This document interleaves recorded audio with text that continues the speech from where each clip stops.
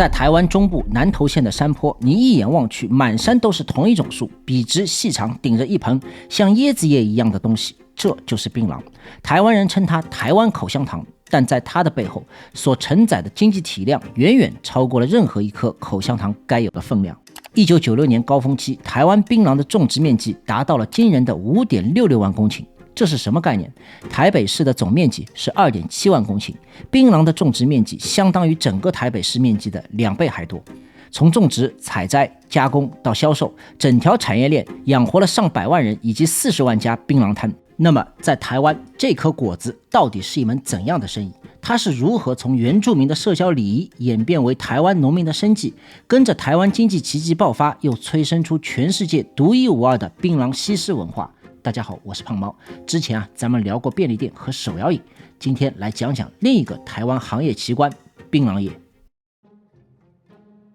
在节目的开头，我先问大家一个问题：台湾人吃槟榔到底有多久了？如果咱们从有汉人的文字记载开始算起，最早的一份可以查到的史料来自清朝康熙年间。1696年，首任台湾知府蒋玉英主持修编《台湾府志》，在物产志里，他这样描述当时台湾人嚼槟榔的状态：但槟榔者，男女皆然，行卧不离口，但之既久，唇齿皆黑，加日食不济，为此不可缺也。翻译过来啥意思啊？不分男女，走路躺着都要嚼，嚼久了嘴唇和牙齿全是黑的，家里穷的连饭都吃不起了，但槟榔不能少。那如果你要从台湾原住民开始算起，这个历史还要久。有考古学家在台东卑南和屏东垦丁的遗址中发现，早在几千年前，台湾先民的牙齿上就留下过嚼食槟榔的痕迹。无论是东部的阿美族、南部的排湾族，还是分布广泛的平埔族等众多族群，长久以来他们都把槟榔当作一种重要的社交物品。每逢祭祖追思、调节族群隔阂，亦或者是贵客登门、缔结良缘，当地人皆会奉上槟榔，借此物来表达最朴素的情感。那么什么时候开始，槟榔这颗果子变成了一门生意呢？这就要说到明末清初，大批闽南移民来到台湾。这些移民看到原住民房前屋后都种着槟榔，也学着大面积的种植，把原本散布在庭院的少量槟榔变成了可收成、可运送的作物，然后一路运回福建去卖。甚至在清朝的时候，槟榔还能用来抵税。这个思维上的转变是槟榔产业化的第一颗种子。1895年，日本人来了，台湾总督府当时明确表态要全面压制取缔槟榔。日本殖民者觉得嚼槟榔跟缠足流便一样，是需要被改造的台湾人恶习，一点都不雅观，也不卫生，更不文明。在整个工业日本、农业台湾的殖民政策下，日本人更愿意推动比如甘蔗、稻米等战略经济作物的种植。槟榔在殖民时期的农业政策中是极度不被鼓励的。但是你有没有想过一个问题？一个自古有之却被压制了50年的消费需求，一旦有一天它松绑了，又在巨大的经济刺激下，它的反弹会有多高？答案很快就会揭晓。1945年，国民政府接收台湾，47年228， 49年又要大撤退，国民党忙的那是头都大了。当时所有重心主要放在了粮食安全和农地重新分配上。至于槟榔吧，国民政府压根就没有日本人那种文明改造的驱动力，主打一个没空，你们爱怎样就怎样的政策真空期。更何况当时嚼槟榔主要以本省的老人为主，120万随国民政府迁台的外省人，很多人连槟榔是什么都不知道。直到1950年代后期、60年代初，槟榔种植才开始逐步的复苏，需求被慢慢放大。更重要的一点是，这个时候台湾经济进入了高速发展期，制造业快速扩张，当时的出口贸易那是一日千里，工厂、工地的工人，公路上驾驶货车的司机，一大批以体力为生的蓝领劳动者，在这个时代大量涌现。当时他们每天的工作状态那是什么样的？烈日下打混凝土的建筑工，一站就是8-9个小时；开长途货车的司机，从台北跑到高雄，几百公里不停歇；还有在工厂流水线上连班的作业员，要靠意志力撑过后半夜。这群人最需要的就是提神，而槟榔是最好的解药。槟榔碱是一种生物碱，结构上和尼古丁有几分相似。它在进入人体后，刺激交感神经，让肾上腺素分泌，心跳加快，血压升高。人感觉到的就是短暂的清醒和兴奋，这种效果在嚼食后5分钟内就会出现，可以持续2到3个小时。对于一个要连续开车8小时的司机来说，这已经够用了。而且槟榔便宜，在槟榔最盛行的年代，一包槟榔的价格要比一包香烟还要低。上头快、廉价，这2个条件加在一起，让槟榔在蓝领群体里的传播速度快到你难以想象。司机、建筑工、码头装卸工、工厂工人都在嚼槟榔，变成了一种身份标记。在工地上，你把一颗槟榔递给旁边不认识的人，他接了，大家都是自己人。没有这个习惯的人，有时候会觉得跟我们不是一挂的。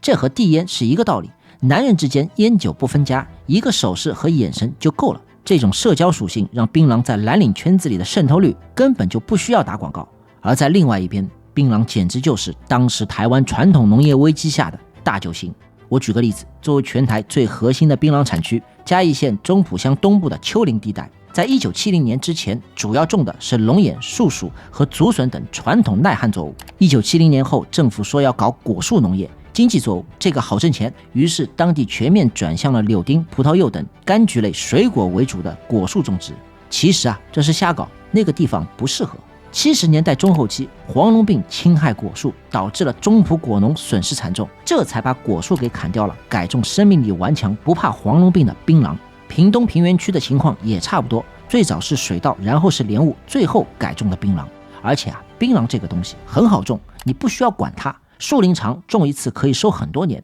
特别适合体力不济的老农，价格也比稻米稳。所以在供需两旺、各方都受益，农民又不需要花精力的前提下，台湾槟榔产业一路狂飙。绿金的说法从这个时候就有了。1986年，台湾槟榔种植面积是 1.1 万公顷，到1989年飙升到了 3.34 万公顷，3年时间翻了将近3倍，年产值当时做到了73亿新台币，成为了仅次于稻米、甘蔗的第3大农产品。这个速度在台湾农业史上是没有前列的。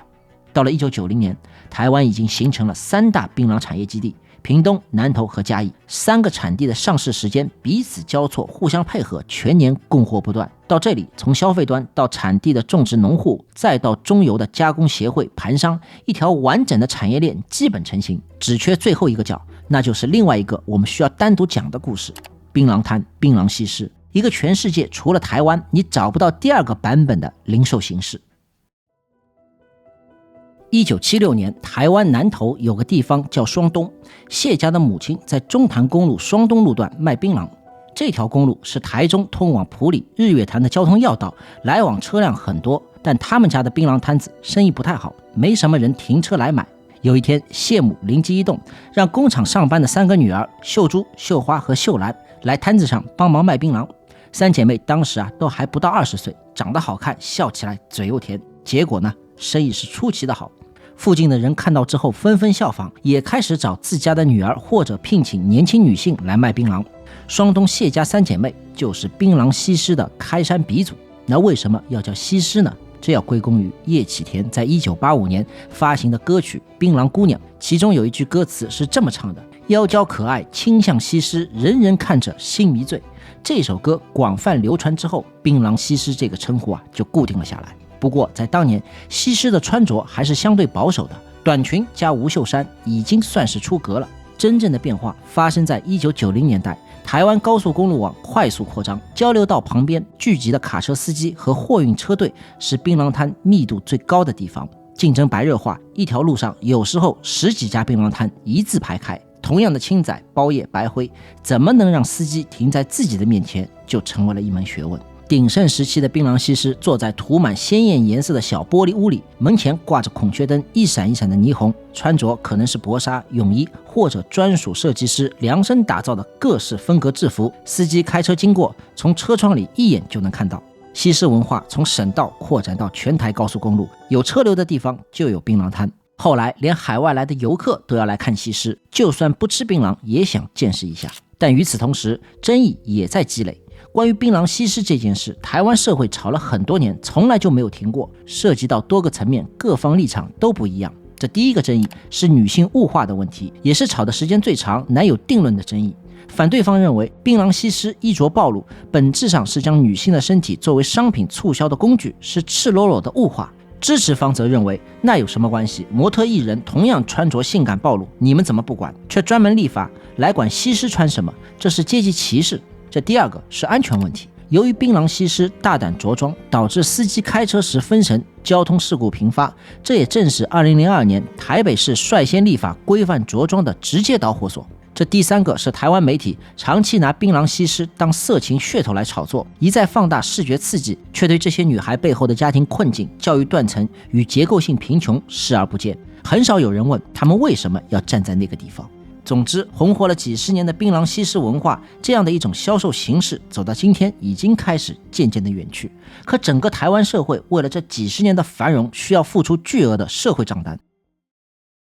第一次嚼食槟榔的人，大多数都不喜欢，头晕、胸闷、喉咙发紧、心跳加快，很不舒服。但研究发现，即使初次体验不好，很多人还是会嚼第二次、第三次。你知道是为什么吗？因为第一次难受其实是药效在起作用，但很快你大脑记住的恰恰是舒服和奖赏回路，以后你只要一吃，大脑立刻就会反应，有好东西来了，这时你再想戒断就难了。这种感觉和抽烟差不多，但槟榔比香烟多一个问题，它会直接破坏口腔。槟榔碱和槟榔果的粗纤维会反复摩擦口腔黏膜，长期下来，黏膜细胞被破坏，出现纤维化。纤维化之后，嘴巴就张不开，味觉衰退，继续下去就是口腔癌。1979年，台湾口腔癌的发生率还只是每10万人 3.4 例，到了2015年，这个数字已经冲到了 22.8 例。30多年里，口腔癌从一个相对边缘的癌症，变成了台湾男性癌症版图里绕不开的一块阴影。根据卫生福利部数据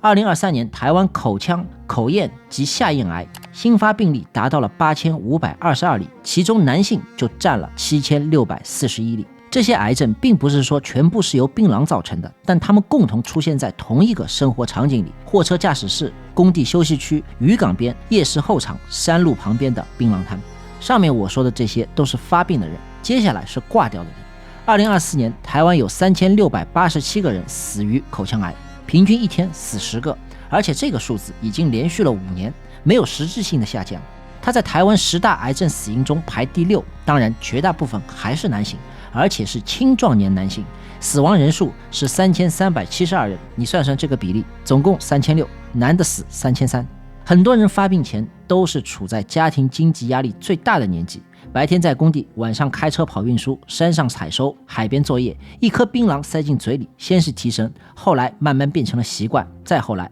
就没有后来了。而且大部分不可能只吃槟榔，一定还会抽烟，早几年再配上保利达、维士比这些药酒，那就顶配了，身体彻底弄坏掉。所以这也是台湾槟榔这门生意最复杂和最沉重的地方。它曾经是山坡地创收作物，惠及农户，让摊商西施有生意，让劳工可以挣钱养家，但同时也成为了台湾公共卫生最难处理的伤口。根据健保署最新统计，2025年台湾口腔癌医疗费用超过了111亿，食道癌医疗费用超过了41亿。这也就是说，台湾每年光是在这2类与烟酒槟榔高度相关的癌症治疗上，就已经付出了新台币153亿元的医疗账单。那么既然代价那么大，为什么台湾几十年来都没有真正解决槟榔这个问题？原因其实比你想象的还要复杂。根据农业部数据，台湾槟榔种植面积2024年是 3.66 万公顷，收量8537万公斤。在前一年2023年是 3.72 万公顷，收量是9246万公斤。这个数字说明槟榔产业是在退潮，但没有你想象的那么快，槟榔仍然是一门巨大的农业生意。台湾槟榔为什么这么难退？首当其冲的是农民。台湾农村劳力缺乏，高龄化是众所周知的事实。很多槟榔园主已经是60到80岁以上的老人，对他们来说，种槟榔不需要花精力和体力。不种槟榔，那些老农就会问你，把树砍掉之后，你让我种什么？那我们现在抛开那些老农，有人会说，那就去转做。其实政府也想过办法，早在2008年，农业主管机关就推动了槟榔废园转做，槟榔补助每公顷15万元，田间管理费等等补偿奖励，听起来相当有诚意。但你记不记得我们刚才所说的数字？24年台湾槟榔种植面积还有 3.66 万公顷，政策推了将近20年，面积只是从高峰期的 5.6 万公顷退到了 3.66 万公顷，20年只退了1/3。这说明什么？说明这不是一个补贴能解决的问题，农民要算得上比补贴要复杂得多。补贴是一次性的，转做风险那可是长期的。槟榔树留在那里，虽然价格一年不如一年，但它还有现金流。转做以后，前几年没有稳定收入，假如种错作物，市场一崩，农民赔掉的不只是补贴，还有时间、设施成本和最后一点务农的信心。另外，转做还有一个大问题，它不是一个单一农户可以自己完成的。我瞎举个例子，如果一个人改种木瓜，可能还有通路销量，但如果一个乡、一个县几千公顷同时种呢，那木瓜的价格就会在台湾瞬间崩盘。说到底，转做没有足够稳定的产业承接。第二个被挤压的是盘商，外人看槟榔只看到路边摊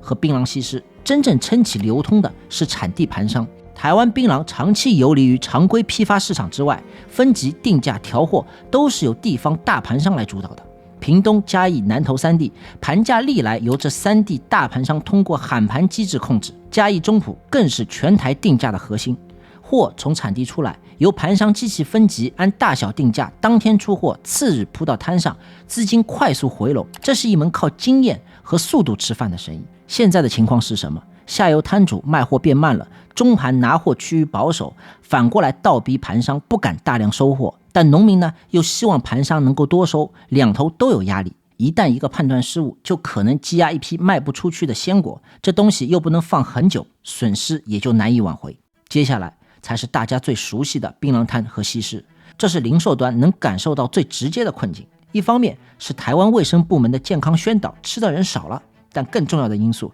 是经济周期决定的。台湾经济在2000年代后增速放缓，蓝领劳动市场收缩，货运司机和建筑工的数量都在减少，槟榔的核心消费群体少了，市场自然就收缩。毕竟西施再性感，衣服穿的再少，也不能凭空制造槟榔的需求。而且现在停车也是个大麻烦，尤其是大型车。以前路边可以稍微的停一停，现在交通管制严格，对于消费者来说本身就是顺路停车快速拿走，为了买槟榔吃张交通罚单也很头痛。当然也不是说完全就没有在找出路，嘉义的业者开始用槟榔做拖鞋，据说有吸潮和抗菌的功能。原住民聚居区的业者也把槟榔果做成了手工艺品，尝试去走文创路线。但这些尝试虽然在做，结构性问题终究是无法改变的。农民老龄化，怕转做风险，盘商怕压货，摊主怕停车罚单和消费者老去，西施怕行业消失后自己没有别的选择。一个产业的撤退从来不是一个抽象的数字，